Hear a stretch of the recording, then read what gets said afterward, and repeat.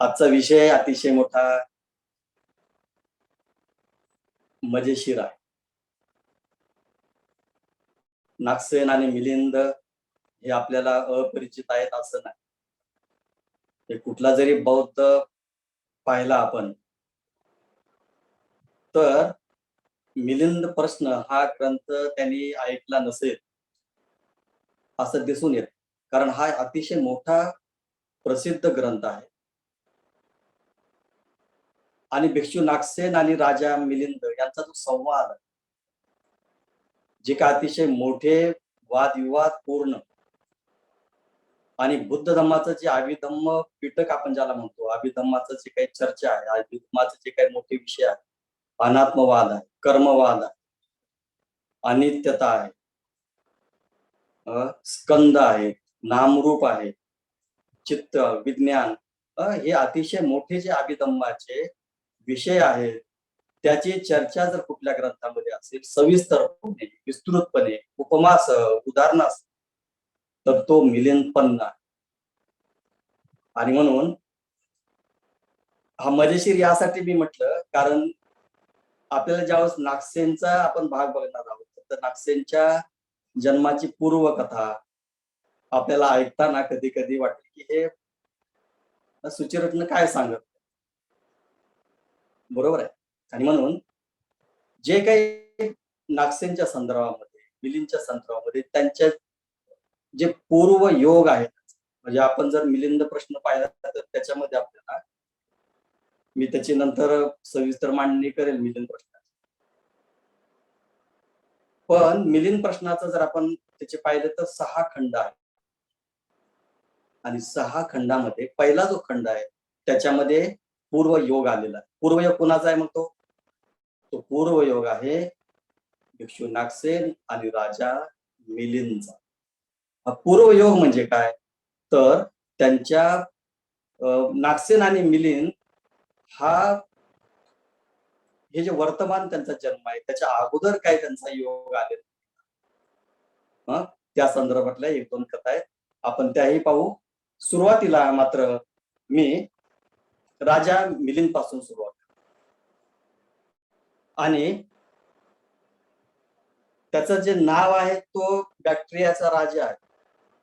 Bactria, ज्याला आपण आज वेगवेगळ्या नावानं आपण त्याला ओळखतो, पण त्या काळातलं जे काही बॅक्ट्रिया आहे, आणि विशेषतः ग्रीक ग्रीक म्हणून आपण जे संस्कृती, ते राज्य, तत्वज्ञ, आपण जे काही असं म्हणतो की जे काही तत्वज्ञान निर्माण झालं पाश्चिमात्य जगामध्ये, ते ग्रीक मधून निर्माण. हा असा हा बॅक्ट्रियाचा राजा मिनॅंडर, ते तिथलं त्याचं ते तिथलं उच्चारण आहे मिनॅंडर, आणि ते तिथलं खरंच आहे. पण ज्यावेळेस तो भारतामध्ये आला, आणि भारतातल्या मग ज्या काही भाषा होत्या, पाली भाषा असेल, प्राकृत असेल, नंतर संस्कृत असेल, इसवी सनाच्या पहिल्या शतकातल्या या सगळ्या गोष्टी. तर हा बॅक्ट्रियाचा राजा मिनॅंडर इसवी सनाच्या पूर्वी, इसवी सन पूर्व 165 ते 130 या दरम्यान. आता आपल्याला हे सगळं माहित आहे. आपण मागच्या वर्गापर्यंत आपण सम्राट अशोक, त्याचं रूपांतर झालेलं पाहिलं, त्याचं नंतर धम्मराज्य कसं निर्माण केलं, त्याच्यानंतर महेंद्र, संघमित्रा, आणि हे सगळं मौर्य साम्राज्य, मौर्य राज्य जे आहे ते इसवी सनाच्या पूर्वी 185 ला त्यांचं पतन झालं, मौर्य साम्राज्य नष्ट झालं.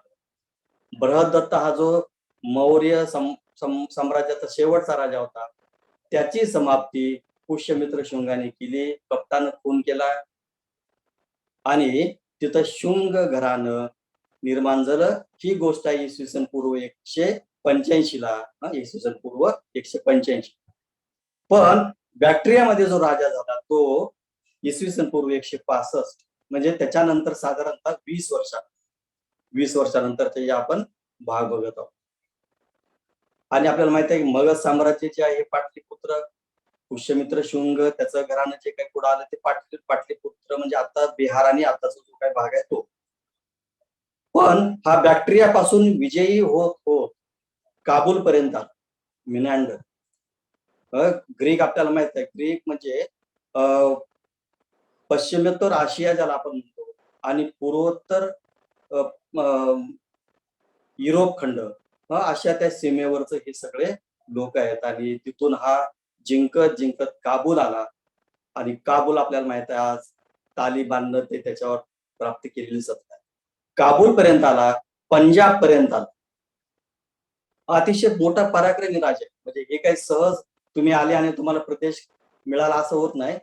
आला म्हणजे त्यांनी त्या सीमेवर, त्या राज्यावर, त्या प्रांतावर आपल्या कर्तृत्वानं लढाया करून त्यांनी ते प्राप्त केलेलं असतं. आणि मग बॅक्ट्रिया, काबूल, पंजाब एवढंच नव्हे तर काश्मीर, जम्मू काश्मीरचा जो भाग आहे, त्याच्यानंतर असं म्हणतात हिमाचल प्रदेशचा भाग आहे. आणि हे सगळं करता करता पाकिस्तान मधली जी काही सतलज आहे त्या नदीपासून मग पुढे तो इकडे खाली येत राहिला पंजाब. आणि पुढे मग असं म्हणतात की त्याचं राज्य मथुरेपर्यंत आले. यमुना नदी जी आहे, यमुना नदीचा आपण पाहतो तर मथुरेपर्यंतची हा त्याचं राज्य त्यांनी निर्माण केलं. अतिशय मोठा पराक्रमी राज्य आहे. आणि पराक्रमी आहेच आहे, परंतु मिलिंदचं सगळ्या राजांच्या या सगळ्या यादीमध्ये, सगळ्या वैभवशाली परंपरेमध्ये मिलिंदचं दुसरं एक वैशिष्ट्य आहे. तो पराक्रमी होताच होता, पण तो अतिशय विद्वान होता, वाक्पटू होता. आणि अशा पद्धतीनं तो अतिशय मोठा काय करायचा, आव्हान करायचा की मला पाहायचं आहे की या या भूतलावर माझ्यासारखा कोणी विद्वान आहे का, माझ्यासारखे जे काही मी तर्क मांडतो, माझ्यासारखे जे काही मी बुद्धत्वापर्यंत काही प्रश्न विचारतो, त्या प्रश्नाचं काही उत्तर आपल्याला मिळेल का. अशा प्रकारचं त्याची एक उत्सुकता होती. त्याला अतिशय मोठा तो छंद होता. आणि म्हणून विद्वान राजा ज्याला आपण म्हणतो, अशा प्रकारचे राजा मिलिंदाची ख्याती आहे. आणि मग अशा प्रकारे असं म्हणतात की त्याची जी राजधानी आहे, एक राजधानी आपण पाहतो जी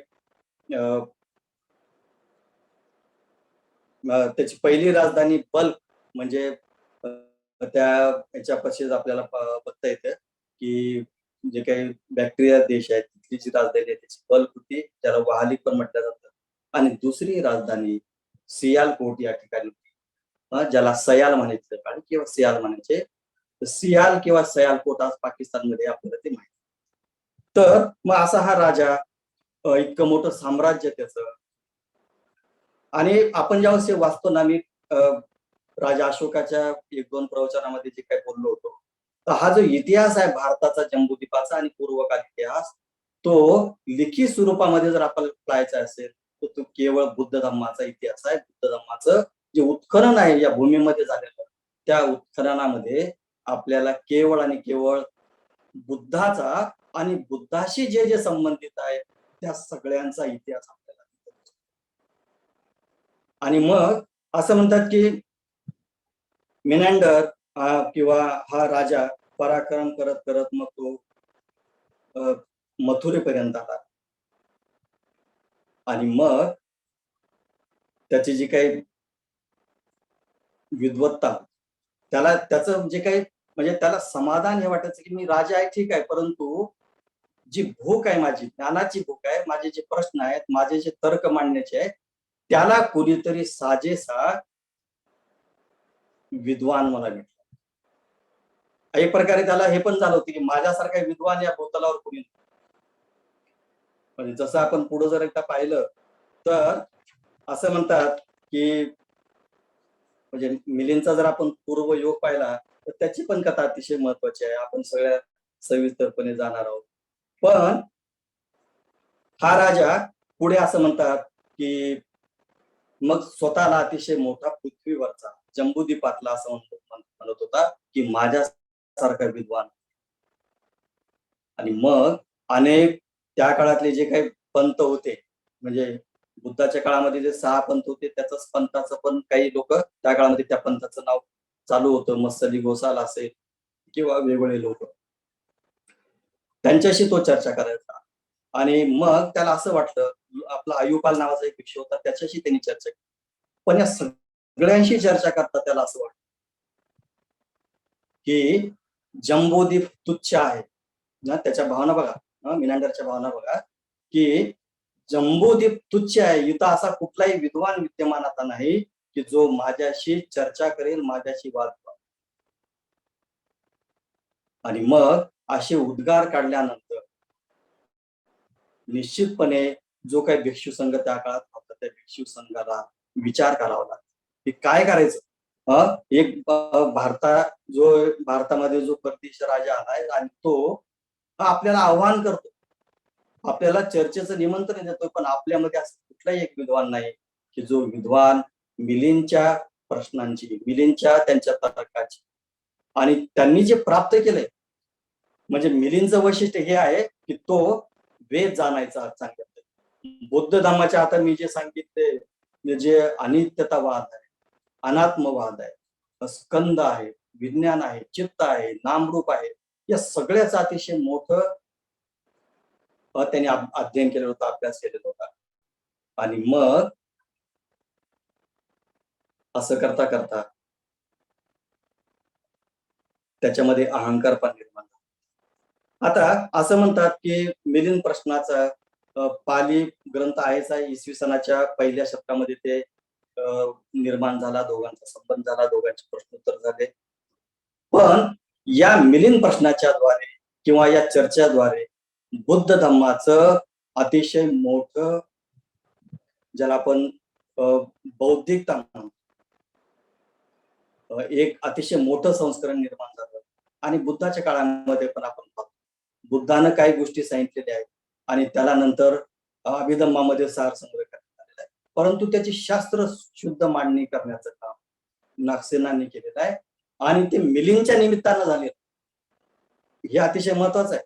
जरी नागसेनच्या याच्यातून ते ग्रंथ निर्माण झाला असला तरी मिलिंद त्याला कारणीभूत आहे. कधीच असं मिलिंद नसते, मिनांडर जर आला नसता भारतामध्ये तर इतका मोठा अमूल्य जे काय बुद्धाचे अभिधम्माचे चित्ताचे संबंधित आहे, स्कंद म्हणजे काय, पुनर्जन्म म्हणजे काय, कर्म म्हणजे काय, त्याच्यानंतर अनात्म काय, स्वरहित होणं म्हणजे काय, हे अतिशय मोठे जे प्रश्न आहेत, या प्रश्नाची चर्चा कदाचित झाली. आणि म्हणून मिलिंद सारखा राजा होणं ही अतिशय मोठी, त्या काळातली मोठी गोष्ट. आता पुढं असं म्हणतात की ह्या ज्या मिलिंद प्रश्नाच्या ज्या आवृत्त्या आहेत त्या पालीमध्ये, प्राकृतमध्ये, संस्कृतमध्ये आहेत, पण चीन म्हणजे चिनी भाषेमध्ये त्याची अतिशय मोठी प्रत आहे आणि त्याच्यामध्ये काही गोष्टी आलेल्या आहेत. असं म्हणतात की चीनच्या आवृत्तीमध्ये आणि मूळ पाली ग्रंथामध्ये केवळ 6 पैकी फक्त 3च त्याच्यामध्ये खंड आले मिलिंद प्रश्नामध्ये. पहिला खंड आहे पूर्वयोग, दुसरा खंड आहे मिलिंद प्रश्न, ज्याला आपण दक्षिण प्रश्न म्हणतो, आणि तिसरा खंड आहे विमती छेदन खंड, त्याला आपण तिसरा खंड म्हणतो. विमती उच्छेदन प्रश्न, असे हे 3च खंड मूळ प्राकृत, पाली किंवा चीनच्या त्या ग्रंथामध्ये आहेत. पण नंतरचे जे काही 3 आहेत, नंतरचे जे 3 आहेत त्याच्यामध्ये कुठे आहेत, मेंढक प्रश्न आहेत, अनुमान प्रश्न आहेत आणि उपमा कथा आहेत. तर या 3 नंतर जोडलेले, त्या चिनी ग्रंथामध्ये पण नाही, त्या मूळ ह्याच्यामध्ये पण नाहीत, पण हे नंतरचे जे काही प्रश्न आहेत, असं काही विद्वानांनी, काही अभ्यासकांनी असं म्हटलेलं आहे की सुरुवातीचे जे 3 भाग आहेत, पूर्वयोग, मिलिंद प्रश्न किंवा ज्याला आपण दक्षिण प्रश्न म्हणतो किंवा विमती छेदन प्रश्न, हे असं वाटतं की हे खरंच मिलिंद प्रश्न विचार, अतिशय मोठे विद्वत्तापूर्ण आणि प्रश्नार्थक आणि उत्तरात्मक अशा शैलीमध्ये ते मांडलेले आहेत. पण नंतरचे जे काही मेंढक प्रश्न आहेत, नंतर अनुमान प्रश्न आहेत किंवा उपमा कथा आहेत, या मात्र या कुणीतरी लिहिलेल्या वाटतात, म्हणजे कुणीतरी विचारलेलं आहे आणि कुणीतरी उत्तर दिलंय अशा शैलीमध्ये ते नाही, तर केवळ ती माहिती पुरवण्यात आली आहे. आणि म्हणून मिलिंद प्रश्न खऱ्या अर्थानं जर पाहिला तर 3 खंडामध्ये आहे, पण नंतरच्या काळामध्ये नंतरचे 3 खंड त्याच्यामध्ये जोडण्यात आले.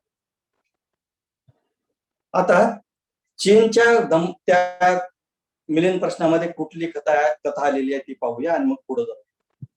आता चीनचं जे ग्रंथ आहे मिलिंद प्रश्नाचं, त्याचं नाव आहे नासे पिप्पू किन. नासे पिप्पू किन याचा अर्थ आहे नागसेन भिक्षूचे प्रश्न किंवा नागसेन भिक्षूचे सूत्र. आपण हुईनेकचे सूत्र जसे वाचतो ना तसे नासे पिप्पू किन असं नागसेन सूत्र म्हणून हा नागसेन प्रश्न किंवा मिलिंद प्रश्नाचं उत्तर आहे. आपल्यामध्ये मिलिंद प्रश्न आहेत भारतामध्ये, पण चीनमध्ये नासे पिप्पू किन नावाचा ग्रंथ आहे. नागसेनच्या नावानं तो नागसेनचे सूत्र म्हणून प्रसिद्ध आहे. आता त्याच्यामध्ये काय कथा आलेली आहे? एकदा भगवान बुद्ध असं म्हणतात की श्रावस्तीमध्ये सिंह यो को असं त्यांचं नाव आहे ते चायनीज मध्ये. सिंह ओ को या ठिकाणी विहार करत असताना भिक्षूच्या सोबत राहत असताना उपासकाचा सगळा गराडा पडला. भगवान बुद्धाला असं वाटलं की मी एकांतामध्ये जाऊ, खूप दिवस झाले मी आता या लोकांमध्येच आहे. त्यांना थोडासा असं वीट शब्द तेवढा चांगला नाही, पण असं म्हणतात की त्याच त्या वातावरणात राहून बुद्धाला असं वाटलं की आता मी एकांतात जाऊ, आणि बुद्ध एकांताला मग श्रावस्तीच्या त्या. आता पुढं असं म्हणतात आणि मग गेले आणि एका वडाच्या झाडाखाली ते ध्यानात बसले. आता त्याच दुसऱ्या एका जंगलामध्ये एक हत्तीराज होता. तोही त्या हत्तीच्या 500 कळपामध्ये राहता राहता त्यालाही कंटाळा आला होता. तोही तिथे आला बुद्धाच्या त्या जिथं बुद्ध होते, आणि मग दोघांची मैत्री झाली असते, बुद्धाची पण आणि त्या हत्तीराजाची पण. आणि त्या मैत्रीतून मग अतिशय चांगलं दोघांचं सहवास झाला. अतिशय मोठं दोघांना एकमेकाचा आनंदी वातावरणात राहू लागले. आणि मग कायम तो कोणी एकांतवासामध्ये राहत नाही. आणि मग बुद्ध त्याला म्हटले की यस आता मला जावं लागेल. आणि या प्रकरणामुळे तो हत्तीराज अतिशय काय झाला, दुःखी झाला. आणि बुद्ध मग पुन्हा श्रावस्तीमध्ये आले.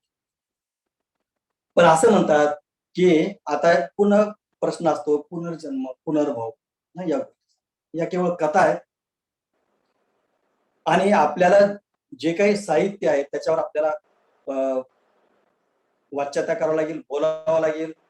ते आता आपण सांगू नये असं पण भाग नाही. आणि मग आपल्याला मग बघावं लागेल की काय आहे पुनर्भव, काय आहे कर्म, काय आहे. बरोबर आहे. जेव्हा मिलिंदने प्रश्न विचारले की बनते नागसेन पुनर्जन्म असतो का, बरोबर आहे, पुनर्जन्म असतो का? नागसेनने उत्तर दिलं राजा मिलिंद, पुनर्जन्म असतो. मग कुणाचा पुनर्जन्म होतो? नागसेनचा पुनर्जन्म होतो. आणि मग ती अतिशय मोठी विविधतापूर्ण चर्चा आपण पाहतो की नागसेन म्हणजे कोण, स्कंद काय आहे, नागसेनचा पुनर्जन्म होतो का स्कंदाचा पुनर्जन्म? अशा प्रकारे आपण ते सगळे प्रश्न विद्वतापूर्ण प्रश्न पाहतो. आणि म्हणून पुनर्जन्माचा विषय हा अतिशय मोठा जटिल आहे, अतिशय मोठा गोंधळ करणारा आहे.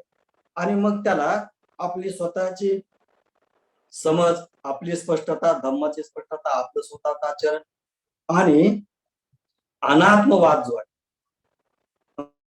अनात्मवाद आपण जे पकडून ठेवलेला आहे मी म्हणून, या सगळ्या गोष्टीमुळे प्रश्न निर्माण होतात. आणि पुनर्जन्माची संकल्पना, माझा पुनर्जन्म होतो का, मी माझा पुनर्जन्म पुढच्या जन्मात, याच्यामध्ये आपण अटकून जातो. आणि म्हणून हा प्रश्न आपल्याला जर खऱ्या अर्थानं अजूनही करायचा असेल तर आपल्याला संघाच्या माध्यमातून, संघाचे जे मोठे शिबिर होतात, संघाच्या ज्या काही प्रक्रिया आहेत त्याच्यामध्ये यावं लागेल. आणि मग पुनर्जन्म अतिशय चांगला आपल्याला करू शकतो. तर मग हा हत्ती अतिशय मोठा दुःखी झाला. आणि असं म्हणतो पुढच्या जन्मामध्ये तो त्या एका ब्राह्मण कुलामध्ये जन्म झाला. त्याने वैराग्य निर्माण केलं स्वतःमध्ये. आणि मग हिमालयाच्या त्या मोठ्या पर्वतामध्ये तो तपश्चर्या, कोण, हत्ती पूर्वजन्म. आता तिथे अगोदरच एक तपस्वी बसलेला. आता त्या जो दुसऱ्या जन्मामध्ये हत्ती जो ब्राह्मण झालेला आहे तो हिमालयात तपश्चर्या करतो, त्याच्या बाजूला दुसरा एक तपश्चर्या बसलेला आहे. आणि मग हा ब्राह्मण म्हणतो की मला काय करायचंय, बुद्धासारखं त्यांनी जे निर्वाण प्राप्त केलं, मला या जीवनामध्ये निब्बाण प्राप्त करायचं, संपूर्ण दुःखमुक्तीचा अनुभव घ्यायचा आहे. आणि अशा प्रकारे म्हणून मी या हिमालयामध्ये अतिशय कठोर ब्रह्मचर्याचं पालन करत आहे. दुसरा तपस्वी जो तिथं ऑलरेडी बसलेला आहे तो काय म्हणतो की मला निर्वाण वगैरे प्राप्त करायचं, मला काय करायचंय, मी यासाठी तपश्चर्या करत आहे की या सगळ्या पुण्य जोरावर मी या भूमीवरचा राजा, या भूमीवरचा राजा हो, मी लोक विजयी हो, यासाठी मी तपश्चर्या. बंधूनो, ही चिनी त्या ग्रंथामध्ये कथा लिहिली आहे. आता हा जो तपस्वी ब्राह्मण आहे, आपल्याला त्याचा जो उद्देश आहे त्याला निब्बाण प्राप्त, आणि दुसरा तपस्वी आहे त्याला अधिराज गाजवायचा या भूमीवर. आपल्या लक्षात आलं असेल की तो ब्राह्मण कोण आहे, तो नंतरच्या याच्यामध्ये नागसेन झाला, आणि जो भूमीवर अधिराज्य गाजवण्याचा त्याचा संकल्प आहे तो मिलिंद झाला. ही चायनीज ग्रंथ नासे पिपको किन मध्ये हा वृत्तांत आलेला. आता मग पुढं असं म्हणतात की हा सगळा प्रसंग झाला. मग पुढच्या त्या तिसऱ्या जन्मामध्ये काय झालं, एका बीनन सांगितलं नदीचं नाव, पण त्या बीनन नदीच्या समुद्र किनारी मिलिंद नावाचा राजकुमार जन्म, तिसरा जन्म. हत्तीराज पहिला जन्म, तपस्वी दुसरा जन्म, आणि तिसरा बीनन या समुद्राच्या किनारी राजा मिनांडर राजकुमारच्या जन्माला आला. आणि दुसरा जो होता की पिन कोन या प्रदेशामध्ये ब्राह्मण कुटुंबामध्ये एक जन्माला आला, आणि त्याच जन्मामध्ये असं म्हणतात त्याचं जन्म ज्यावर शरीर जन्माला तो त्याचं शरीर बालकाचं कसं होतं, काशाय रंगाचं त्याचे शरीर, केशरी रंगाचा होता. आपण गवाळ रंग म्हणतो ना, गवाळ रंग. हा जो बालक आहे हा गवाळ रंगाने जन्माला आला, ज्याला आपण केशरी रंग म्हणतो, काशाय रंग म्हणतो, तशा जन्मात आला. आणि त्याच्या बाजूलाच असं म्हणतात की एक हत्तीनीनं जन्म दिला. आता हत्तीनी म्हणजे त्या काळामध्ये पालीमध्ये नाग म्हटलं जायचं. नागवग्ग आपण जेव्हा स्तंभपदाचं पाहतो तर नागवग्ग म्हणजे हत्तीचं वर्ग आहे, हत्तीचं वर्ण. आणि म्हणून तिथं एका हत्तीनीला म्हणजे नागाला जन्म झाला एका हत्तीचा, आणि म्हणून तिकडं नागाचा जन्म झाला, हत्तीचा जन्म झाला. इकडं हा काशाय रंगाचा इकडं बालक जन्म झाला, आणि म्हणून याचं नाव ठेवण्यात आलं नागसेन. अशी ही चीनची कथा. आणि मग पुढे असं कथा जाते. आपण भारतीय कथा वेगळ्या पद्धतीने बघणार आहोत, ही आपण केवळ चीनची कथा बघत. आता मग अशा पद्धतीनं बीनन या नदी किनारी मिनांडर जन्माला आला, आणि की पिन कोन या प्रदेशामध्ये नागसेन जन्माला आला. आणि मग पुढं जे काही निर्माण झालं आपण पाहू. नागसेनचा एक मामा त्या चायनीज कथामध्ये असं म्हणतात की लोहन नावाचा मामा होता, तो अतिशय प्रसिद्ध भिक्षू लोहन. आणि मग हा बालक 7 वर्षाचा झाला, लोहन सोबत राहिला, अध्ययन केलं, सगळ्या धर्माचं अध्ययन केलं, आणि अतिशय मोठा भिक्षू उपसंपदा ग्रहण करून बुद्ध धर्माचं सगळं जे अभिधम्म, नागसेनची पहिली शिक्षा आपण ज्याला म्हणू, पहिली शिक्षा म्हणजे शिक्षण नागसेनला अभिधम्माची मिळाली. त्याच्यामुळं अभिधम्मामध्ये ज्या काही अतिशय मोठ्या अनाकलनीय गोष्टी, ज्या बुद्धीला अतिशय मोठ्या समता लागवत होतात, अशा विषयावरची मास्टर, अशा विषयावरचं मास्टर पद नागसेनाला मिळालं होतं. कारण पहिली शिकवण लहानपणापासून त्यांना अभिधम्माची मिळते. तर त्यांनी खूप अतिशय मोठ्या पद्धतीनं आणि अध्ययन करून त्याच्यामध्ये अतिशय मोठं एक अधिकार निर्माण केला होता. आणि मग असं म्हणतात की 20 वर्षाच्या अवस्थेमध्ये म्हणजे 20 वर्षाच्या वयाला होसेन या विहारामध्ये त्यांची उपसंपदा झाली. आणि मग उपसंपदा झाल्यानंतर मग धम्मप्रचार, आणि मग कालांतरानं सियालकोटमध्ये मिलिंदची भेट झाली, आणि मग मिलिंद प्रश्न निर्माण झाला. अशी कथा कुठं लिहिली आहे? चीनच्या नासे त्या ग्रंथामध्ये. आता हा जो मिलिंद राजा आहे त्याची आपण थोडीशी माहिती.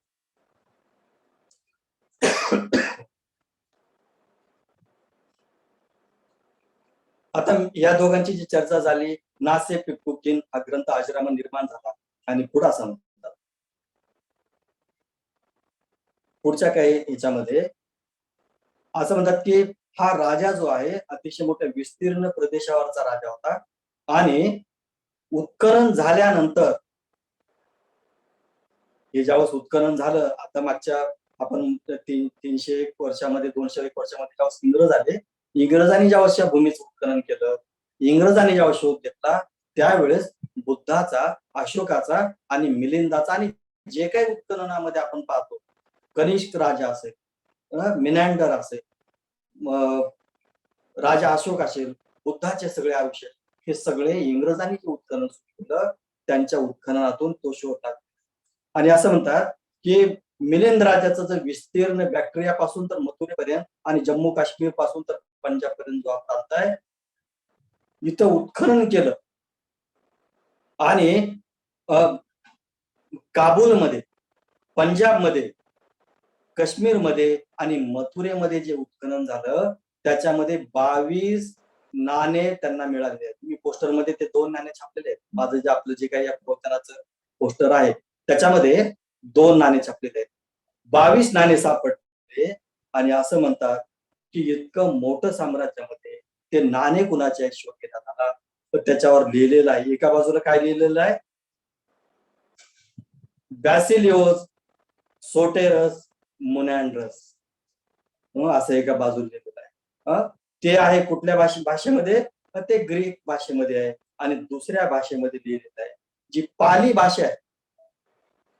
पहिल्या नाण्यावर काय लिहिलेलं आहे, बॅसिलिओस सोटेरियस मुनॅन्ड्रस, नाण्याच्या एका बाजूला लिहिलेलं आहे आणि नाण्याच्या दुसऱ्या बाजूला पालीमध्ये लिहिलेलं आहे महरजस तद्रदस मेनंदस. हे 21 नाण्यामध्ये असं लिहिले पालीमध्ये आणि 22व्या नाण्यावर काय लिहिलेलं आहे आणि असं म्हणतात की त्याच्यामध्ये घोडे आहेत, उंट आहेत, हत्ती आहेत आणि चक्र आहे.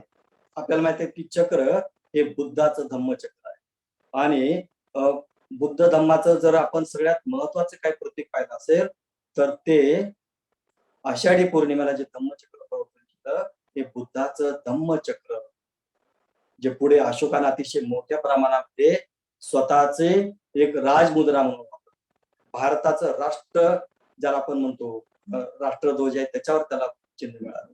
सिंह मुद्रा या भारतीय अतिशय मोठी राजमुद्रा म्हणून प्राप्त झाली. हे सगळं बुद्धाचं आहे. मिलिंदच्या नाण्यावर हे सगळं दिसून आलं, बुद्धाचं धम्मचक्र. आणि असं म्हणतात की 22 नाण्यापैकी 21 नाण्यावर आताची मी वाचलं ते मॅटर आहे, पण 22वा जो दुसरा सिक्का आहे, जे नाणं आहे त्याच्यामध्ये लिहिलेलं आहे ग्रीक भाषेमध्ये बासिलिओस डिकानिओ मेनांड्रस, ग्रीक भाषेमध्ये दिलेलं आहे आणि पालीमध्ये दिलेलं आहे महरजस धर्मिकस मेनंदस. आता पहिल्या याच्यामध्ये काय लिहिलंय, तदंतरच लिहिलेलं आहे आणि 22व्या शेवटच्या मध्ये लिहिलेलं आहे धार्मिकस. याचा अर्थ काय, याचा अर्थ आहे की हा जो राजा आहे हा धर्मकश राजा आहे, धर्म राजा आहे. म्हणजे जे अशोकानं धर्म राज्य निर्माण केलं होतं, सर्वसामान्य माणसाला उपासक म्हटल्या जात, पर्वज्या घेतली त्याला भिक्षू म्हटल्या जातं, पण एखादा राजा एक बौद्ध धम्माचा त्याने धम्म स्वीकार केला असेल, तो बुद्धिस्ट राजा असेल, तो बुद्धाप्रमाणे राज्य करत असेल, तर त्याला काय म्हटलं जातं, धर्म राजा म्हटलं. आणि म्हणून महरजस धार्मिकस मिनॅन्ड्रस याचा अर्थ हा राजा जो आहे हा धम्म राजा आहे, धर्म राजा मिनॅन्ड्रस आहे. हे अतिशय महत्वाचे काही संदेश, काही महत्वाचे दस्तावेज बुद्ध धर्माच्या संबंधात. आणि म्हणून सातत्यानं आपण जे उल्लेख करतो, मी सातत्यानं उल्लेख करतो की भारताचा इतिहास केवळ आणि केवळ बुद्ध धर्माचा आहे आणि मग तुम्ही काश्मीरला जा, काबूलमध्ये जा, ब्रह्मदेशला जा, किंवा इकडे दक्षिण भारतामध्ये कुठेही जा, किंवा इकडे गुजरातमध्ये जा, इकडे बंगालमध्ये जा, इकडे ओरिसामध्ये जा, कुठं जरी आपण गेलो तर बुद्धाशिवाय दुसरं काही सापडलं. मथुरेमध्ये काय सापडलं? मथुरा फेमस आहे. कशासाठी फेमस आहे आपल्याला माहित आहे, मी त्याचं उच्चारण करणार. मथुरेच्या गवळणी आपल्याला माहित आहे. मथुरेमध्ये काय काय झालं माहित आहे? मथुरेमध्ये त्या काली राजाला कशा पद्धतीनं करण्यात आलं माहित आहे? हा सगळा इतिहास अशा पद्धतीने विकृत स्वरूपात मांडलेला आहे. खऱ्या अर्थानं आपण जर ते प्रतीक पाहिले तर तो जो काली नागराज आहे, कालिका ज्याला म्हटलं जातं, आणि त्याच्यावर मी त्याचं काली मर्दन केल्याच्या ज्या कथा आहेत, या सगळ्या मथुरा गवळणी काही सापडलं नाही तिथं. तिथं काय सापडलं? आपण जर सगळे ते म्युझियम पाहिले, तिथले सगळे बुद्धाच्या 400 मूर्तीचे तिथे सगळे आपल्याला दिसून येतात. अतिशय मोठं ते मिनॅन्डर, मिलिंदचं अतिशय मोठं वैभवशाली आणि नाणे तिथे सापडले. धर्मराजा मिलिंदचं नाव अशा पद्धतीनं पालीमध्ये लिहिले. आणि म्हणून एक विद्वान आहेत, प्लुटार्क बनायचे विद्वान आहेत, ते काय म्हणतात की इतिहासाचं पुस्तक त्यांनी लिहिलेलं आहे. तो काय म्हणतो प्लुटार्क कि मिनैंडर बड़ा न्यायी, विद्वान और जनप्रिय राजा, उसके मृत्यु के बाद उसके फूल के लिए म्हणजे अवशेष के लिए लोगों में लढाई हो गई. बुद्धाच्या ज्यावेळेस परिनिर्वाण झालं तर बुद्धाच्या परिनिर्वाणानंतर आपल्याला माहित आहे की तंटे निर्माण झाले की आम्हाला असती पाहिजे, त्यांना असती पाहिजे, आणि मग त्याच्या 8 विभागणी करण्यात आपल्याला तीच ख्याती मिलिंदच्या वाटेलेलं आहे. मिलिंद ज्यावेळेस त्याचं परिनिर्वाण झालं त्यावेळेस असं म्हणतात की त्याच्या अस्थीवरून भांडणं झाले की नाही, आम्हाला अस्थी पाहिजे, आम्हाला रस्ते पाहिजे. कापूल म्हणजे ग्रीस पासून तर मथुरेपर्यंत साम्राज्य, तर किती अनुयायी असू शकतो, किती प्रिय तो राहू शकतो. आणि म्हणून एखादा राजा प्रिय असणं, कल्याणकारी असणं, जनहितार्थ राबून स्वतःला घेणं आणि धम्म राज्य प्राप्त करणं हे मिलिंदच्या वाट्याला आलं. आणि मग त्या लोकांनी त्या अस्थी घेतल्या, मोठे मोठे स्तूप बांधले, आणि मग पुढं आपल्याला माहित आहे म्हणजे मिलिंदचा इतिहास आपण जर पाहिला तर शेवटी आपल्याला कथा घेऊ की मिलिंद बौद्ध धम्माची दीक्षा घेतली. ज्यावेळेस मिलिंद आणि नागसेनचे संवाद झाले, कालांतरानं मिलिंद असं म्हणतात की बौद्ध दीक्षा घेतली, तो प्रवचित झाला आणि त्यांनी निब्बाण प्राप्त केले, अशी मिलिंदची कथा आपल्याला सांगते. आता मिलिंद प्रश्नाचं एक महत्वाचं, किंवा त्याच्या अगोदर जसं आपण हे प्लुटार्कचं मत पाहिलं, आपल्याला माहित आहे की एक अतिशय प्रसिद्ध बौद्ध विद्वान आहे, त्यांनी बरेचसे पुस्तकं लिहिली आणि त्यांचं नाव रीस डेव्हिड्स, हे ख्यातनाम व्यक्ती आहेत बुद्ध धर्माचे साहित्यिक आणि साहित्य निर्माण करण्यावर. त्यांनी त्यांच्याबद्दल अतिशय उद्गार काढलेले आहेत मिलिंद. ते काय म्हणतात की मिलिंद प्रश्न हा जगातील अद्वितीय असा प्रश्न, पुस्तक आहे. मिलिंद प्रश्न हा जगातील अद्वितीय असा ग्रंथ आहे. आणि बंधू आणि भगिनी हे सगळे आपण जेव्हा संदर्भ पाहतो त्यांच्याबद्दलचे हे पाहतो, तर राजा कसा असावा, तर मिलिंद सारखा असावा. तो केवळ राजा नाही, तो विद्वान राजा आहे. बाबासाहेबांनी त्यांच्यासाठी अतिशय मोठं एक उद्गार काढलेला. 1950 साली PS कॉलेजचं औरंगाबादला निर्माण झालं. 1946 ला आपल्याला माहित आहे की सिद्धार्थ महाविद्यालयाची स्थापना झाली. 4 वर्षानंतर बाबासाहेबांनी PS कॉलेज औरंगाबादला स्थापन केलं. 50 ला त्याची पायाभरणी झाली. राजेंद्र प्रसाद आले, बांधकाम सुरू झालं. 2-3 तुकड्या 2-3 वर्ष सुरू झालं, 50, 51, 52. आणि मला स्वतःला अभिमान वाटतो की 52 माझे वडील तिथं शिकण्यासाठी, त्यावेळेस जे काही इंटरमिजिएट होतं त्या इंटरमिजिएट मध्ये ऍडमिशन घेतलं 52 मध्ये. 52-53 2 वर्ष, इंटरमिजिएटचं 1 वर्ष, बीकॉमचं फर्स्ट इयर, असं माझ्या वडिलांचं शिक्षण त्या PS कॉलेजमध्ये. पण आपल्याला माहित असेल की हे 2-3 वर्ष बाबासाहेबांचं कॉलेज PES कॉलेज म्हणूनच प्रसिद्ध होतं. त्याला बाबासाहेबांनी अजून नाव दिलं. आणि मग बांधकाम सुरू असताना औरंगाबादचं अशोका हॉटेलचं तिथं बाबासाहेबांचा मुक्काम असायचा. आणि मग तिथं अशी कथा आहे, तुम्ही जर बळवंत वराळेचं पुस्तक वाचलं, माझ्या वडिलांचे पण आठवणी आहे. मग त्यावेळेस वडील कुकरी, आता जो छावणी परिसर आहे त्याच्यामध्ये आमचे सगळेच विद्यार्थी ते वसतिगृहाचे त्यावेळेस राहायचे. तर तिथे एक प्रसंग असा आहे की त्यावेळेसचे प्रसिद्ध अभिनेता ज्यांचं आता निधन झालं, दिलीप कुमार, युसुफ खान, बाबासाहेबांना भेटण्यासाठी औरंगाबाद अशोका हॉटेलमध्ये आले. आणि आपल्याला माहित आहे की बाबासाहेबांचे जे मेहुणे होते पाळू कबीर, हे अतिशय मोठे ब्राह्मण समाजाचे होते, कायस्थ जरी असले तरी, आणि त्यांचा अतिशय मोठा परिचय होता. त्यांनी दिलीप कुमारांना बोलवलं बाबासाहेबांची भेट घ्या, कारण त्यांचं संभाषण झालं की बाबासाहेबांना मला भेटायचं आणि मला काही डिमांड करायची. आणि मग दिलीप कुमार आणि बाबासाहेबांची भेट झाली आणि दिलीप कुमार म्हणतात कि बाबा साहब आप औरंगाबाद में बहुत बड़ा कॉलेज निर्माण कर रहे हैं, तो मेरी इच्छा है कि मैं आपका कॉलेज का जितना भी जो भी बिल्डिंग इमारत फंड है उसके लिए मैं आपकी सोसाइटी को सारा खर्चा मैं उठाने के लिए तैयार, लेकिन मेरी एक शर्त। क्या शर्त है? तो मेरी एक शर्त है कि इस PES कॉलेज का नाम मेरे पिताजी के नाम।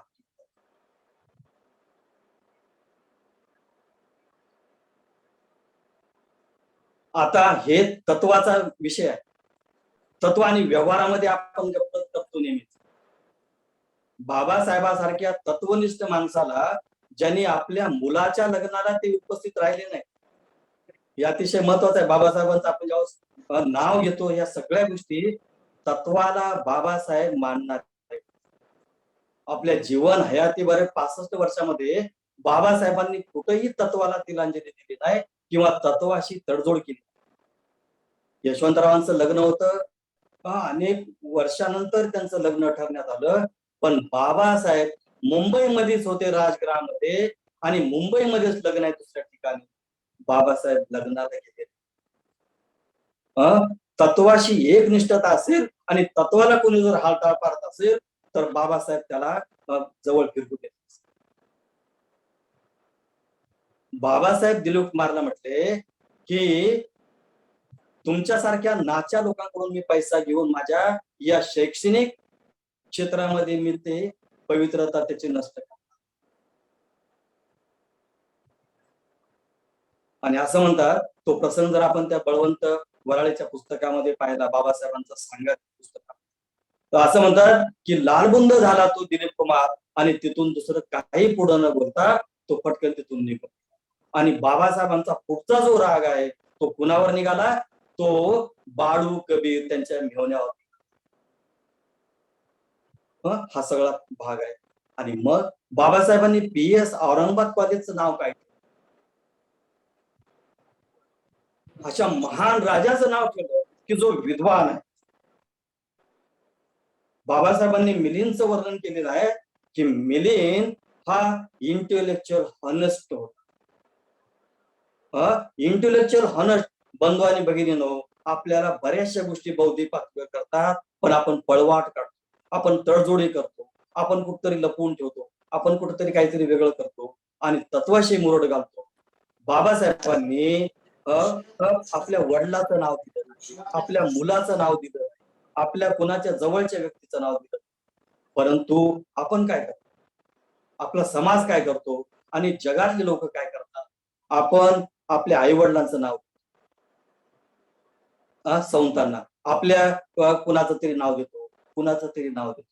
बाबासाहेबांनी हे तत्व आपल्या जीवनामध्ये अजरामर केलेलं आहे. इंटेलेक्च्युअल हॉनेस्ट, नवीन शिकण्याची धडपड आणि विद्वान असताना सुद्धा वादविवाद करण्याची क्षमता, तर्क मांडण्याची क्षमता, असा माझा विद्यार्थी झाला पाहिजे. आणि म्हणून या महाविद्यालयामध्ये घडणारा विद्यार्थी मिलिंद सारखा, राजा मिलिंद सारखा विद्वान झाला. बौद्धिक प्रामाणिकता त्याच्यामध्ये आली पाहिजे आणि सत्याच्या बाजूने तू उभा टाकला पाहिजे. सत्यमेव जयते ही जी बुद्धाची शिकवण आहे. अशोकानं त्याला अतिशय मोठ्या पद्धतीने प्रचार केला. त्या सत्यमेव जयतेची, सत्याची बाजू घेणार, वादविवाद करणारा, डिबेटिंग करणारा, तर्क मांडणारा आणि अतिशय आव्हान करणारा असा या विद्यालयातला मिलिंदसारखा विद्यार्थी आणि विद्यार्थ्याची भूक शमवणारा जो शिक्षक आहे तो नागसेनसारखा झाला. अतिशय विद्वान, तर्क खोडून काढणारा, स्वतःचे तर्क मांडणारा आणि प्रत्येक प्रश्नाचं उत्तर देणार. या परिसरातील विद्यार्थी मिलिंद सारखा झाला पाहिजे आणि या परिसरातील शिक्षक नागसेन सारखा झाला पाहिजे. हे बाबासाहेबांनी त्या ह्याच्यामध्ये म्हटलेलं आहे, त्या भाषणामध्ये. आपण जेव्हा मिलिंदच्या ग्राउंडवर येतो, मिलिंदच्या प्रवेशद्वारावर येतो, आर्ट कॉलेजच्या, तर तिथं ती पाटी लिहिलेली आहे की या परिसरातील विद्यार्थी मिलिंद सारखा झाला पाहिजे आणि शिक्षक नागसेन. हा सगळा इतिहास आहे. आणि म्हणून हे जे दोन अतिशय मोठे विद्वान आहेत, नागसेन आणि मिलिंद, यांचा इतिहास पाहणार. आपण आतापर्यंत मिलिंदचा पाहिला, आता आपण नागसेनकडे. आता नागसेन या नागसेन बद्दलच्या पूर्वयोग जो आहे तो मोठा दीर्घ आहे आणि आपल्याला थोडस समजून घ्यावं लागेल.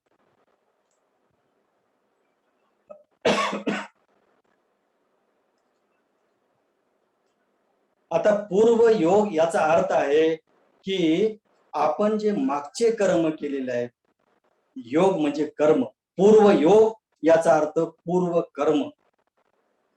मी काल अभ्यास केला म्हणून आज मी चांगल्या पद्धतीने बोलू शकतो, हा पूर्वयोग. काल मी जर सगळा माझा दिवस आणि सगळी रात्र जर मी असंच इकडं तिकडं काही कामानिमित्त मी असतो, तर मला चांगलं बोलता आलं असतं का नागसेन आणि मिलिंद बद्दल?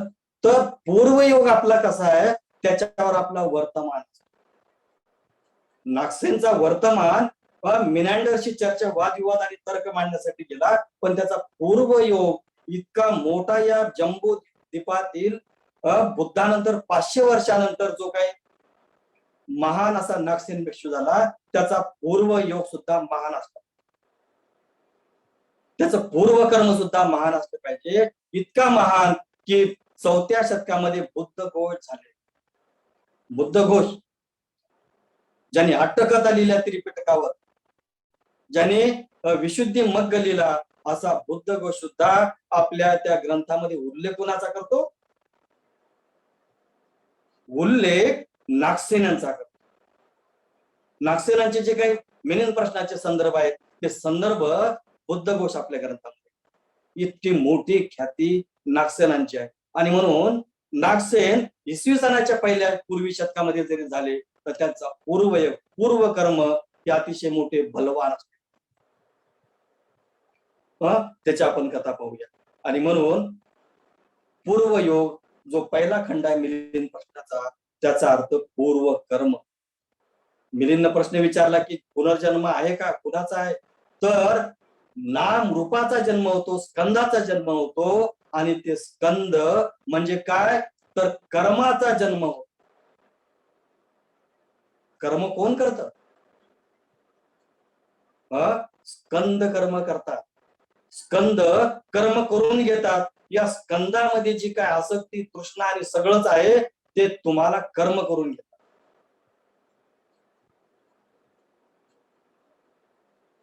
आपण पुढे जाऊया. तर अतीत काळामध्ये, भूतकाळामध्ये असं म्हणतात, बुद्धाच्या अगोदरच्या सिद्धार्थ गौतम शाक्य म्हणजे बुद्धाच्या पूर्वीचे जे बुद्ध होतं, कश्यप बुद्ध, या काळामध्ये बुद्धाच्या एक बुद्धांतर अगोदर गंगा नदीच्या जवळ एका आश्रमामध्ये एक मोठा भिक्षू संघ राहतो. कश्यप बुद्धाच्या काळामध्ये. आणि अतिशय मोठे संयमी, शील संपन्न भिक्षू आणि व्रत धारण केलेले भिक्षू त्या ठिकाणी त्या गंगा नदीच्या किनारी त्या ज्या काही कुटी होत्या त्याच्या. आता तिथं काय झालं, तिथला जो प्रमुख भिक्षू होता आणि जो काही नवीन भिक्षू श्रामणेर झालेला असते, तिथला नियमच असा होता की नवीन श्रामणेर कुणी आला की जे मोठे ज्येष्ठ भिक्षू आहेत त्यांना काय करायचं, झाडून काढायचं सगळं अंगण, त्यांच्यासाठी पाणी ठेवायचं, तोंड धुण्यासाठी, आंघोळीसाठी आणि दात घासण्यासाठी. असं म्हणतात की अतिशय चांगलं आहे. दंतून म्हटलेलं आहे त्याला, दंत. या सगळ्या गोष्टी ठेवायच्या. हे सगळे कामं नवीन श्रामणेरला करायचे. आता तो नवीन श्रामणेर आला, त्याने झाडून काढलं, पाणी ठेवलं तोंड धुण्यासाठी, त्या ज्येष्ठ भिक्षूला दंतून ठेवलं. पण त्या भिक्षूनं काय ते वापरलं आणि तो त्याच्यावर चिडला पण की असं झाडून काढतात का, तसं झाडून काढतात का, हे पाणी इथंच ठेवतात का, इथंच हे जंतू ठेवतात का, तुला माहित नाही का. आणि त्या श्रामणेरानं झाडून काढल्यानंतर सुद्धा त्या ज्येष्ठ भिक्षूनं झाडून काढलं. माझं पाणी ठेवलेलं ते नाही वापरलं, नाही दुसरंच पाणी वापरलं. मी जे दंतून ठेवले दात घासण्यासाठी ते नाही वापरलं, दुसरं या श्रामणेरला राग. आता ही कथा आपण नागसेनची बघत आहोत, आता मिलिंदची कथा नाही. मग या श्रामणेरला पण राग आला आणि मग तो त्या ज्येष्ठ भिक्षूची काही गोष्टी ऐकत नव्हता, ऐकायचा नाही. भिक्षूने म्हटलं की इथं झाड, तो झाडायचा. आणि मग ज्येष्ठ भिक्षूला वाटला की हा अतिशय मोठा अविनयशील भिक्षू आहे. हा श्रामणेर काय अतिशय मोठा अविनयशील आहे. आणि मग मोठा भिक्षू आहे, ज्येष्ठ आहे, तर त्याच्या दबावाखाली रडत रडत का होईना मग तो झाडून काढायचा. पण झाडून काढता काढता संकल्प केला, पहिला संकल्प. काय संकल्प केला की हे मी झाडता झाडता, कचरा काढता काढता इतकं मोठं पुण्यकर्म करेल, कुठपर्यंत करत राहील, तर जोपर्यंत मला निर्वाण प्राप्त होत नाही तोपर्यंत हे मी कचरा काढण्याचं काम करेन. आणि हा जो माझ्या डोक्यावर सूर्य तळपट आहे तशा प्रकारचा मी विद्वान असा एक ग्रस्त होईल, एक भिक्षू. अशी प्रतिज्ञा पहिली केली. झाडून काढलं, गंगा नदीवर आंघोळीसाठी गेलं आणि मग आंघोळ करता करता तो दुसरा संकल्प काय करतो, मी जिथे जिथे जन्मग्रहण करू, गंगाचे जे काय तरंग आहेत, गंगा नदीचे जे काही तरंग आहेत आणि जे अतिशय वेगवान आहेत, अशा या वेगवान तरंगासारखे माझी जी बुद्धी आहे ही प्रत्युत्त समुत्पन्न होईल आणि मी अतिशय मोठा प्रतिभाशाली. हे दोन संकल्प त्याचा जो ज्येष्ठ भिक्षू होता त्यांनी ऐकले. आणि मग ऐकल्यानंतर त्याला वाटलं हा माझा श्रामणेर आहे, आज आताच तो प्रवचित झालेला आहे आणि तो इतके मोठे संकल्प करतोय. कुठले? झाडून काढताना संकल्प केला की मी इतके झाडून काढता काढता तपश्चर्या केली, ब्रह्मचर्याचं पालन करेल की मी निब्बाण प्राप्त करेल. आणि गंगा नदीच्या तीरामध्ये आंघोळ करता करता म्हणतो या गंगा नदीचे जेवढे काही अतिशय वेगवान तरंग आहेत तसेच माझी बुद्धी प्रत्युत्पन्न मती माझी झाली पाहिजे, इतका मोठा मी प्रतिभाशाली. हा आजकालचा श्रामणेर इतके मोठे संकल्प करतोय, तर मी सुद्धा संकल्प करतो. आणि मग तो काय करतो, मोठा भिक्षू, जहां जहां मैं जन्म ग्रहण करूं, गंगा की तरंगों की समान प्रत्युत्पन्न हो और इनके सभी प्रश्नों के पूछे गए गुत्थियों का सुलझाने में मैं प्रयास. काय झालं, कथा का आपल्या लक्षात आली का? मैं जहां जहां ये जन्म ग्रहण करेगा उस जन्म में मैं उत्पन्न हूँ, प्रत्युत्पन्न मति हूँ और इसके पूछे गए पूरे प्रश्नों का सुलझाने का मैं प्रयास. याचा अर्थ तो श्रामणेर पुढच्या काही जन्मामध्ये काय झाला, कश्यप बुद्धाच्या नंतर शाक्यमुनी बुद्ध झाले आणि शाक्यमुनीच्या बुद्धाच्या 500 वर्षानंतर तो श्रामणेर मिलिंदच्या रूपानं आणि तो ज्येष्ठ भिक्षू नागसेनच्या रूपानं ही कथा. आता पुढं काय झालं कथा म्हणून आहे का डोकं नंतर तुम्ही मिलिंद प्रश्न वाचताना लावू शकता. आता मग पुढं काय झालं हा प्रसंग झाला गंगा नदीचा आणि मग पुढं असं म्हणतात की काश्यप बुद्धाचा काळ गेला, नंतर सिद्धार्थ गौतम शाक्यमुनीचा काळ आला आणि भगवान बुद्धाच्या शाक्यमुनीच्या काळामध्ये पण भगवान बुद्धांच्या भविष्यवाणी केली.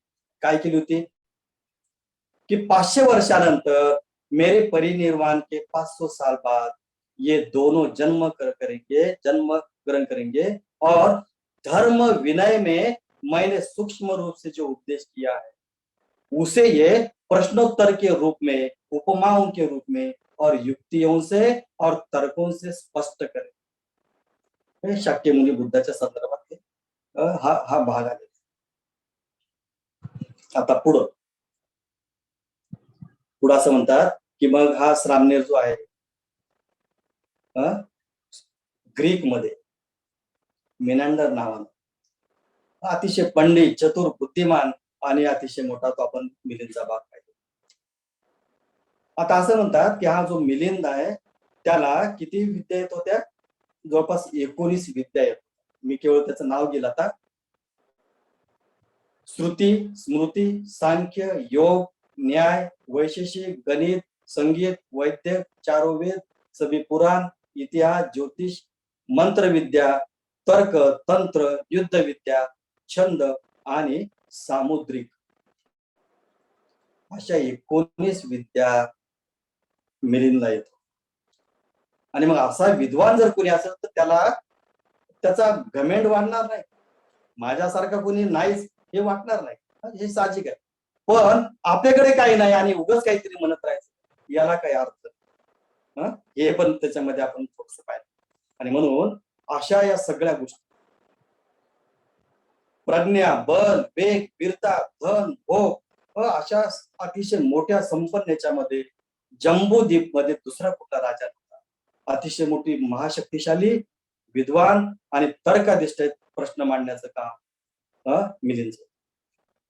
आता मग असं म्हणतात की जो त्याला ब्राह्मण दिसायचा, जो त्याला धम्माचं आचरण करणारा, धम्माचं हे करणारा तो भेटायचा. आपल्या सैन्याला त्याचा जो काही दिमित्री नावाचा जो काही त्याचा प्रधान आहे, अमात्य, त्याला तो पाठवायचा की बघ या नगरामध्ये कुणी आहे का आणि चर्चा. मग दिमित्री काय करायचा, कोणी आहे का विद्वान, कोणी सत्पुरुष आहे का, कोणी ऋषी आहे का, कोणी विद्वान आहे का, कोणी गुणी आहे का, कोणी श्रमण आहे का, आणि मग तो मिलिंद पुढे आणायचा. मिलिंद चर्चा करून एवढा हे झाला आणि त्याला मग वाटलं, असं म्हणतात की मग पुढं दिमित्रीला विचारतो की हे असे छोटे मोठे आणण्यापेक्षा काही विद्वान मोठे आहेत का. मग पुरण काश्यपचा जो काही शिष्य होता त्याच्यासोबत भेट. पुरण काश्यप बुद्धाच्या काळातला त्याचा शिष्य असतात. आणि मग त्याला प्रश्न विचारला मिलिंदनं की पुरण काश्यपचे शिष्य या संसाराचं पालन कोण करतो, हा जो संसार आहे याचं पालन कोण करतो. तो पुरण काश्यपचा शिष्य सांगतो, महाराज या संसाराचं पृथ्वी पालन करतो, या संसाराचं पृथ्वी पालन करतो. आणि मग तो म्हणतो पुरण काश्यपचे शिष्य करा, जर पृथ्वी संसाराचं पालन करत असतील तर तो जो आवीची नरक आहे तिथं जाणारे जे प्राणी आहेत ते पृथ्वीवर आक्रमण करून का जातात. आवीचे नगर, त्या आवीचे नरकामध्ये जे जाणारे लोक आहेत, जे प्राणी आहेत, हे पृथ्वीवर अतिक्रमण करून तिकडं का जातात, इथंच का राहत नाही. कारण पृथ्वी काय करते, संसाराचं पालन करते, तर ते तिकडं का जातात. त्या पुरण काश्यपच्या शिष्याने त्याला उत्तर दिलं. दुसरा मख्खली गोसालचा शिष्य, मिलिंदची भेट झाली. आता त्याला सुद्धा प्रश्न विचारला, काय मत्स्यली गोसालचा काय होता की कुठल्याही कर्माचा परिणाम नाही. आणि मग मग राजानं प्रश्न विचारला की पाप आणि पुण्य कर्म याचा काहीच परिणाम नाही, याचे काहीच फळ नाहीत का?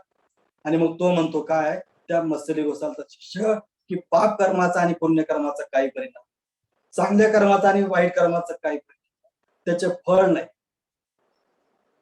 जो क्षत्रिय म्हणून जन्माला आला तो क्षत्रिय म्हणूनच परलोकात जन्माला येतो, जो ब्राह्मण म्हणून आला तो ब्राह्मण म्हणून जन्माला येतो, जो शूद्र आणि वैश्य आहे तो वैश्य म्हणून जन्माला येतो.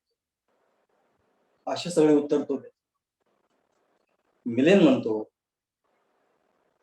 की जो ब्राह्मण आहे, इथं ब्राह्मण आहे तिथं ब्राह्मण होतो, इथं क्षत्रिय आहे तिथं क्षत्रिय होतो, इथं वैश्य आहे इथं शूद्र आहे तिथं सुद्धा परलोकामध्ये क्षत्रिय आणि वैश्य आणि शूद्र होतात.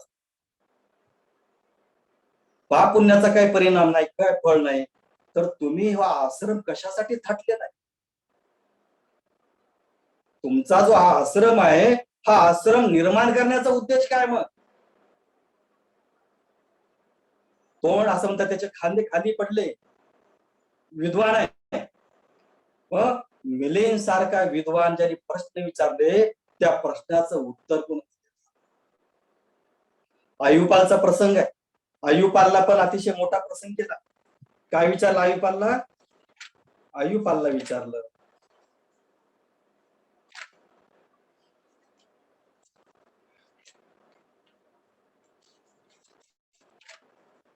आयुपालचं थोडस सांगेल आणि मग आपण पुढे यायच्या. आयुपाल हा अतिशय मोठा, त्याच्या अगोदरच आपण नागसेनच्या अगोदर भेट झाली आणि मग आयुपाल असं म्हणतात की बनते आयुपाल तुम्ही प्रवज्जा का घेतली? अतिशय मोठा प्रश्न आहे. आपल्याला पण विचारलं की तुम्ही काय बाबा हे कशासाठी करत, एवढं मोठं धम्माचरण तुम्ही काय करतायत, का कशासाठी तुम्ही करतायत? मिलिंदने प्रश्न विचारला आयुपालला,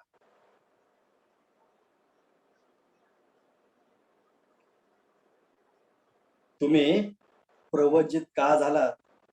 आयुपाल म्हणतो, मी धर्मपूर्वक आणि शांतीपूर्वक राहण्यासाठी प्रवज्जित. मिलिंदने दुसरा प्रश्न विचारला आयुपालला की मग तुमच्या धम्मामध्ये असे काही लोक नाहीत का की जे ग्रहस्थी नाहीतच, म्हणजे धर्मपूर्वक राहण्यासाठी आणि शांतीपूर्वक राहण्यासाठी प्रवजितच व्हावं लागतं? आयुपाल म्हटलं तसं काही नाही, धर्मपूर्वक आणि शांतीपूर्वक राहण्यासाठी प्रवजित झालंच पाहिजे असं काय? असं काही नाही. ग्रहस्थी माणूस सुद्धा धर्माचं आचरण करू लागतो आणि संतुष्टी शांतीचं आचरण करू लागतो. आणि मग प्रश्न विचारतो मी की मग ग्रहस्थी राहून होता करता येत असेल तर मग प्रवजित का झाला? बंधू आणि भगिनींनो, या अतिशय मोठे प्रश्न आहेत मिलिंदचे. बाबासाहेबांनी ते उचललेले आहेत. बाबासाहेबांनी भिक्षू संघाच्या ध्येय उद्दिष्टामध्ये आपल्याला बदल करता आले सांगितलं. हे अतिशय मोठं आहे. बाबासाहेबांनी बुद्धाटी धम्मामध्ये सांगितलेलं काय की धम्म सारखाच आहे, प्रवचितांचा धर्म तोच आहे, ग्रहस्थांचा धर्म तोच आहे. जर ग्रहस्थी बुद्ध धर्माचं श्रेष्ठतम आचरण करत असतील तर प्रवज्य घ्यायची काय गरज आहे? बाबासाहेबांनी बुद्धिस्ट सोसायटी ऑफ इंडिया स्थापन केली, तो भिक्षू संघ नाही, हे लक्षात ठेवलं पाहिजे आपण सर्वांनी. ग्रहस्थी प्रचारकाचा तो सोसायटी. बाबासाहेबांनी दरेकाला दीक्षा द्यावी, उपासकांनी दीक्षा द्यावी. बाबासाहेबांच्या अगोदर सगळ्या दीक्षा हे भिक्षू लोक द्यायचे.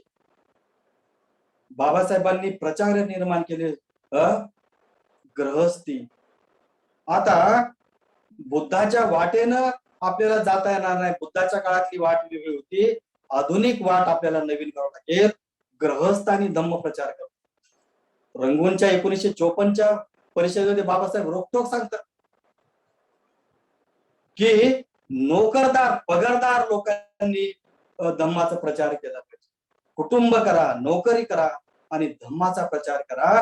कारण एका विशिष्ट ग्रुपवर तुम्ही जर धम्माचा प्रचार केला तर जे भूतकाळात झाला धम्माचा त्रास तसा धम्माचा त्रास. मिलिंदानं जे प्रश्न केले ते बाबासाहेबांनी सुद्धा 20व्या शतकाच्या पूर्वार्धात. मिलिंद म्हणतो आयुबाला, मग ग्रहस्थी राहून जर सगळं प्राप्त करतात असेल तर तुझी प्रवज्या बिनकामाची आहे. कारण तूच उत्तर दिलंय की ग्रहस्थी सुद्धा अनेक ग्रहस्थी असे आहेत की जे धम्माचं पालन करतात, धम्मामध्ये संतुष्ट राहतात, धम्माचं आचरण करून ते वरिष्ठ अशी पातळी प्राप्त करतात. आणि पुढचा अतिशय मोठा आहे. प्रवचित झाल्यानंतर जे लोक धुतांग पालन करतात, एकांतवासामध्ये जातात. हा धुतांग पालन, धुतांग अतिशय मोठी तपश्चर्या आहे भिक्षू लोकांसाठी. एकांतवासिक आपण ज्याला म्हणतो. प्रवचित झाल्यानंतर तुमचे जे भिक्षू आहेत एकांतवासिक धुतांग धारण करतात. का रे बाबा? पूर्वजन्मामध्ये ते चोर होते का? इतकं भोगलं त्यांनी त्या पूर्वजन्मामध्ये की या जन्मामध्ये त्यांना एकटं राहण्याची पाळी आली. कोण विचारतो? मिलिंद आयुपाला विचार.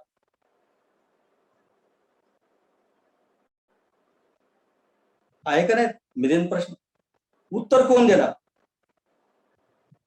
उत्तरासाठी आता जन्म घ्यायचा अजून कुणाला? नागसेनानं. हे अतिशय मोठं इंटरेस्टिंग. आता पुढं आणि म्हणून हे एका सैनिकचे काही दुकानदारी भिक्षू आहेत, यांनी मागच्या जन्मामध्ये अतिशय मोठे ते चोर राहिले पाहिजे. दुसऱ्यांचे भोग त्यांनी चोरलेले पाहिजे आणि त्यांनी कधीही एका जागी त्यांनी आपलं स्वतःच राहण्याचं ठिकाण नसेल आणि त्यांनी स्वतःच्या इच्छेनं असं काही जे काही त्यांना खायची इच्छा आहे ती मिळाली नसेल आणि म्हणून त्याचं फळ म्हणून ते एकांत सैनिक आहेत.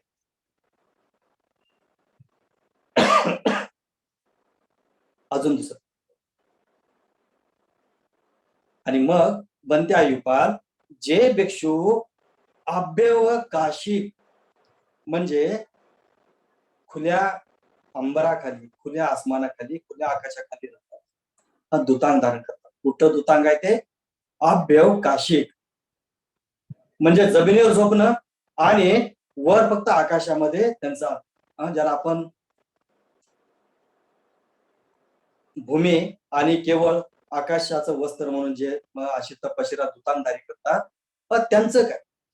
पूर्वजन्मामध्ये त्यांनी असे त्यांचं असेल की त्यांनी गावाच्या गावं नष्ट केल्या, ते दरोडेखोर असतील, ते डाकू असतील आणि म्हणून अनेक लोकांना त्यांनी त्रास दिला आणि म्हणून ज्यांनी घर नष्ट केले त्याचं प्रायश्चित म्हणून हे दुतांगधारी या आसमानाच्या खाली, या आकाशाखाली भूमीवर झोपतात. काय उत्तर आहे आयुपालाकडे? आणि मग आयुपाल म्हणतात की नागसे या मिलिंदाच्या सगळ्या प्रश्नाला, कुठल्याही प्रश्नाला उत्तर देऊ शकतात. आणि मग मिलिंद म्हणतो की या जम्बूद्वीपामध्ये एक सुद्धा भिक्षू नाही की जो माझ्या प्रश्नाचे उत्तर. आणि मग भिक्षू संघामध्ये चलबिचल सुरू.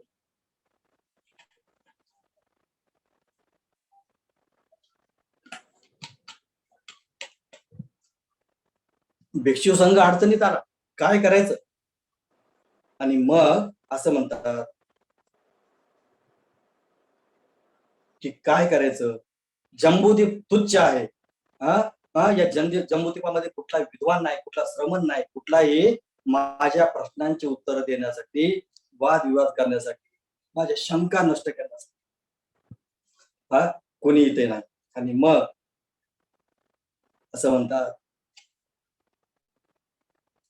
की मग भिक्षू संघामध्ये चर्चा झाली. असं गुप्त नावाचे भिक्षू ते प्रमुख होते. आणि मग ती खूप मोठी कथा आहे. आता मी तिकडे जाणार नागसेनच्या संदर्भात. मग ते तावंतीस मध्ये गेले. त्यांनी तिथल्या शक्राला विनंती केली आणि मग तिथला जो काही चर्चा झाली असं गुप्त आणि शक्राची. आणि असं म्हणतात की या तावंतीस मध्ये केसुमती जे स्थळ आहे त्या केसुमती स्थळामध्ये महासेन नावाचं एक देव आहे.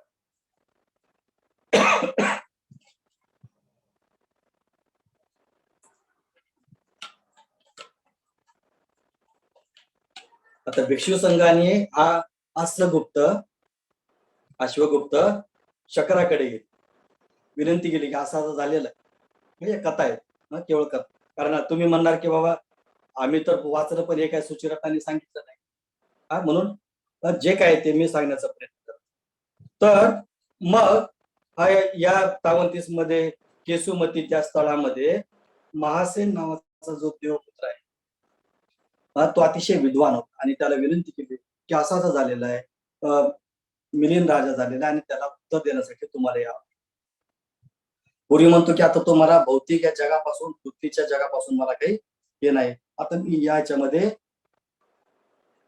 खूप आनंद सुख आणि सगळ्या संतुष्टीची भावना बघतोय. आता मला पुन्हा या काम लोकांमध्ये जन्म घ्यायचा.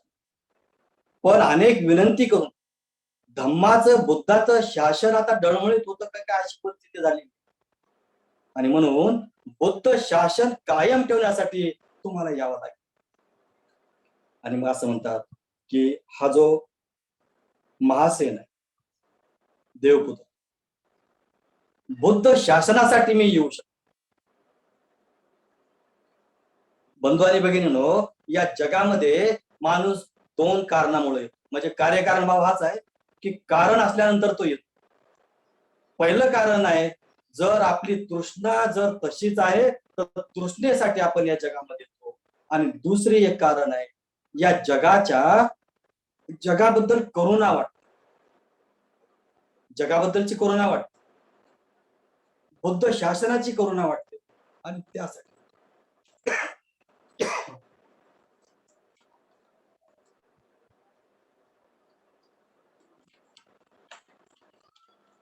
आणि मग असं ठरलं. अश्वगुप्त मग परत आले आणि मग असं म्हणतात की पुढं मग त्या नागसेनचा जन्म झाला. कुठे?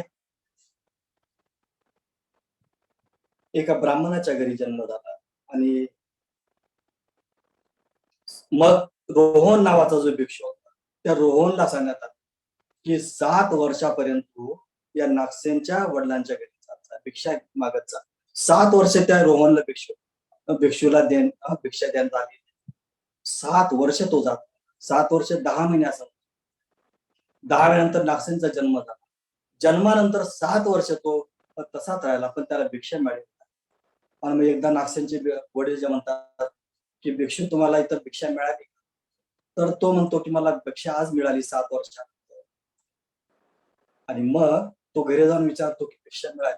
तर भिक्षा काय आम्ही दिली नाही, फक्त एवढं सांगितलं की पुढे जा. ही कथा आपण मोगली पुत्र केसाच्या संदर्भात पण वाचली. आणि मग नागसेन स्थवीरचे जो नागसेन मुलगा आहे त्याचे वडील म्हणतात की उद्यापासून तू माझ्या घरी नियमित जा आणि मग भिक्षा घेऊन जा. आणि मग येणं जाणं वाटतं. रोहन आणि नागसेनचा संवाद झाला. नागसेन केवळ 7 वर्ष. रोहनचं सगळं अतिशय मोठं रूप पाहून तो त्यांच्यावर प्रसन्न झाला, आकर्षित झाला. वादविवाद केले आणि त्याला वाटलं की मी सुद्धा यांच्यासारखाच विद्वान झाला. आणि मग त्यांनी याचना केली रोहनला की मला तुमच्यासारखं व्हायचं, मला तुमचा मंत्र शिकायचा आहे, बुद्ध मंत्र शिकायचा. रोहन म्हणतो नागसेना, मी हा मंत्र तुला असाच मिळणार नाही, तुला प्रवज्या घ्या. आई वडिलांची परवानगी, आई वडील परवानगी देतात. मग त्याची प्रवज्या होते आणि मग असं म्हणतात, रोहननं नागसेनला अभिधम्म सांगितलं. सूत्रपीठक सांगितलं नाही, विनय पीठक सांगितलं नाही, काय सांगितलं? अभिधम्म सांगितलं. म्हणजे अतिशय मोठा जटिल विषय आहे आणि तो अतिशय मोठा वरिष्ठ विषय. आणि मग त्याच्यामध्ये तरबेज झाला. आणि मग तरबेज झाल्यानंतर अश्वगुप्तनं सांगितलं, नागसेन तुला आता सयालकोट इथं जायचं. तिथे एक मिलिंद राजा आहे आणि तुला त्यांच्याशी वादविवाद करायचा. नागसेन सयालकोट मध्ये आले, सियालकोट आपण ज्याला असं. आणि मग दिमित्रीनं सांगितलं की इथे विद्वान भिक्षू आलेले आहेत. राजा दर्शनाला आला. 80 असं म्हणतात की 80,000 भिक्षू समवेत नागसेन बसले. माग 40 जे वयोवृद्ध आहेत, पुढे तरुण जे तरुण आहेत, असे 40,000 आणि 40,000 मागे असे बसलेले आहेत. मिलिंद 500 लोकांसोबत आला, पाहिलं तेज पूर्ण त्याचं सगळं नागसेनचं व्यक्ती. चर्चा सुरू झाली. काय चर्चा झाली? बनते, तुमचं नाव काय?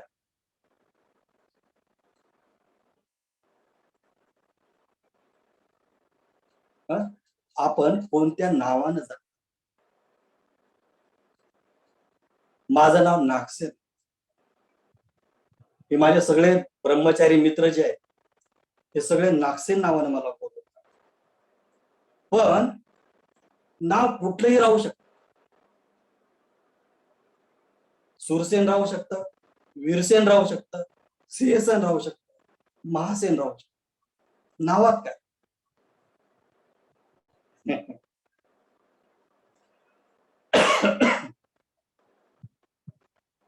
नागसेन हे माझं नाव केवळ व्यवहारासाठी आहे.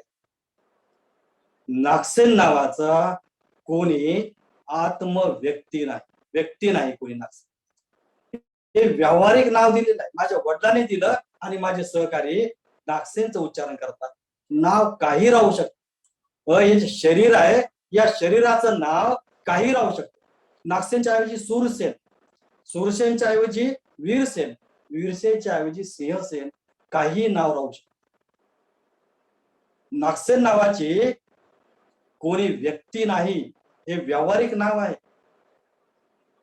सुरू झाली चर्चा. पहा हो, हे माझे 500 लोक आणि 80,000 भिक्षूंनो पहा. बनते म्हणत आहे की नागसेन नावाचा कोणी व्यक्ती नाही. मग हे मला दिसतं हे कोण आहे? हे प्रवचन घेतलेलं कोण आहे? आता हे उपस्थित असलेलं कोण आहे? उपसंपदा कोण घेतली? शिराचरण कोण करतो? ध्यान साधना कोण करतो? हे जे मी बोलत आहे कोण आहे? असे अनेक प्रश्न मिलिंद नागसेन. तुम्ही खोटं बोलत आहेत नागसेन. आणि मग नागसेन ने काय म्हटलं?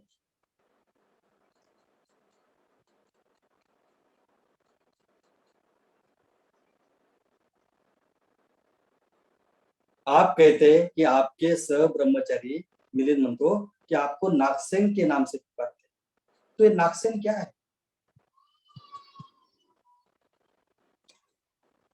हे केस म्हणजे नागसेन आहेत का? हे डोळे म्हणजे नागसेन आहेत का? कान म्हणजे नागसेन? हे सगळं अगदी विवरण आहे, अगदी आतड्यापर्यंत आणि सगळ्या आपले जे काही द्रव्य रूप आहेत त्याच्यापर्यंत सगळंच. नख, दात, चमडा, स्नायू, हड्डी, मज्जा, वृक्क, हृदय, यकृत, प्लीहा, फुफ्फुस, हे सगळं आहे. रक्त, हे म्हणजे नागसेन आहे का? आणि नागसेन सगळ्यात उत्तर देतो की हे म्हणजे नागसेन नाही, हे म्हणजे नागसेन नाही, हे म्हणजे नागसेन. आणि मग राजा थकतो की हे सगळं जर नागसेन नाही, मग हे स्कंद नागसेन आहेत का? स्कंदाचा मिळून नागसेन आहे का? नागसेन म्हणतो की याच्यापैकी कुठलाच नागसेन. राजा म्हणतो, भदंत आता मी थकलो आणि तुम्ही खोटं बोलत आहेत, नागसेन म्हणजे आहे ते. नागसेन म्हणतात, राजा तुम्ही सुकोमल आहे, तुमचं शरीर अतिशय मोठं कोमल दिसतं, तुम्ही गोरे आहे, तुम्ही थकलेले दिसत नाहीत. आता दुपार झालेली आहे, ऊन पडलेलं आहे, तुमचे पाय काही मळालेले नाहीत, तुमचं घामाघूम तुम्ही झाला नाही. तुम्ही कसे आलात? पायी पायी आलात का कसे आलात? तो म्हणतो मी रथातून आलो. रथातून आलात? मग रथ म्हणजे काय? रथ म्हणजे काय? रथ म्हणजे दोरी आहे का? रथ म्हणजे दंड आहे का? रथ म्हणजे चाबूक आहे का? रथ म्हणजे लगाम आहे का? रथ म्हणजे चाक आहे का? प्रश्न विचारतो, मिलिंद नाही नाही म्हणत जातो. रथ म्हणजे चाबूक नाही, रथ म्हणजे लगाम नाही, रथ म्हणजे दांडा नाही, रथ म्हणजे चाक नाही, रथ म्हणजे दोरी नाही. रथ म्हणजे आहे काय? मिलिंद उत्तर देतो, रथ म्हणजे या सगळ्या गोष्टींनी जे काय बनलेलं आहे त्या व्यवहारासाठी त्याला रथ हे नाव दिले. त्याला दुसरं पण नाव आलं असतं काही. मिलिंद राजा, मी हे सांगतोय की या सगळ्यांनी जे काय माझं बनलेलं आहे अस्तित्व, हे हे नागसेन नाही. तो सूरसेन पण राहू शकतो, सिंहसेन राहू शकतो, महासेन राहू शकतो, वीरसेन राहू शकतो, नागसेनच राहू शकत. हे व्यवहारासाठी आपण नाव दिलेले आहे.